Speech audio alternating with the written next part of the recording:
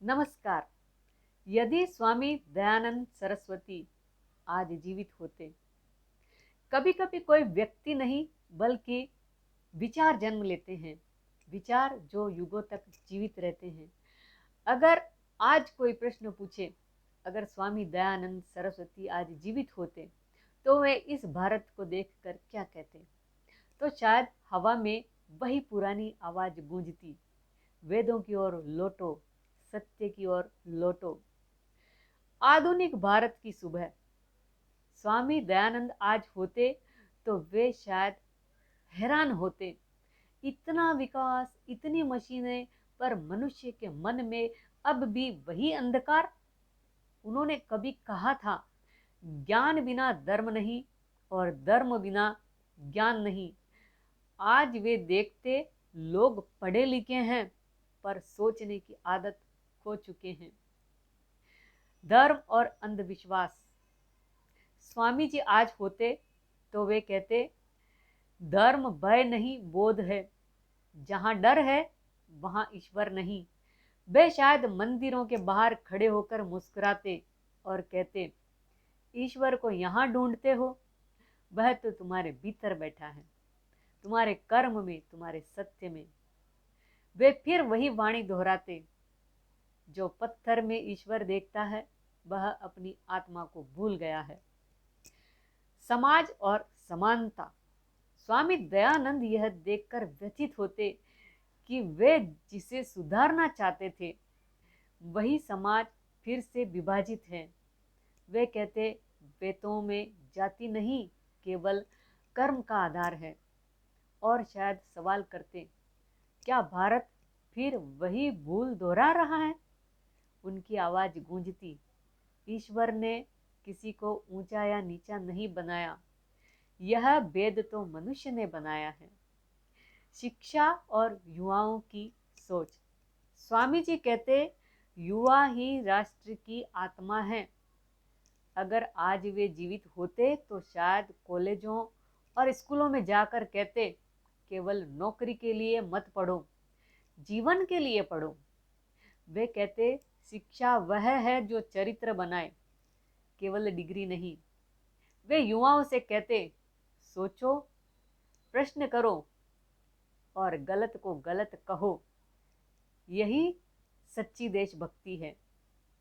Media और सत्य। स्वामी दयानंद आज होते तो शायद वे एक बात बहुत दृढ़ता से कहते, सत्य को खोजो, भले ही दुनिया तुम्हारे विरुद्ध क्यों ना हो। वे कहते, अब झूठ पहले से तेज चलता है, पर सत्य की रोशनी देर से ही सही पर पहुंचती जरूर है। वे हमें याद दिलाते हैं, धर्म का अर्थ किसी दल या पंथ से नहीं, बल्कि सत्य के साथ खड़े होने से है। स्त्री और समाज। स्वामी दयानंद आज भी यही कहते, स्त्री और पुरुष आत्मा है और आत्मा का कोई लिंग नहीं होता।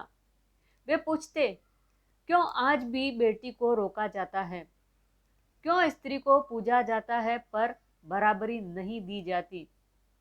वे फिर वही घोषणा करते, जहां स्त्री का सम्मान नहीं वहां कोई सभ्यता नहीं। राजनीति और राष्ट्र। स्वामी दयानंद अगर आज के राजनेताओं को देखते तो वे कहते, राजनीति सेवा का माध्यम है, स्वार्थ का साधन नहीं।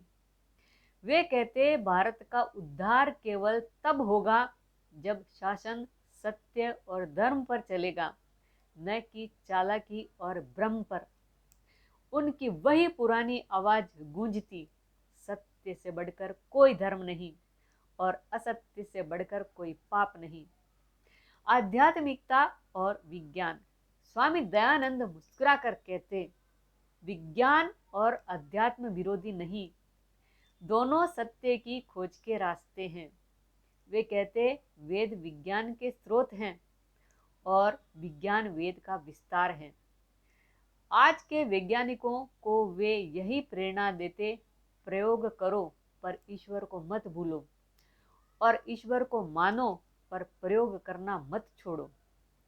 यदि वे आज बोलते अगर स्वामी दयानंद आज जीवित होते तो शायद वे मंच पर खड़े होकर यही कहते, भारत तू जाग, तेरे पास वेद है, ज्ञान है और सत्य है, फिर तू क्यों सोया है।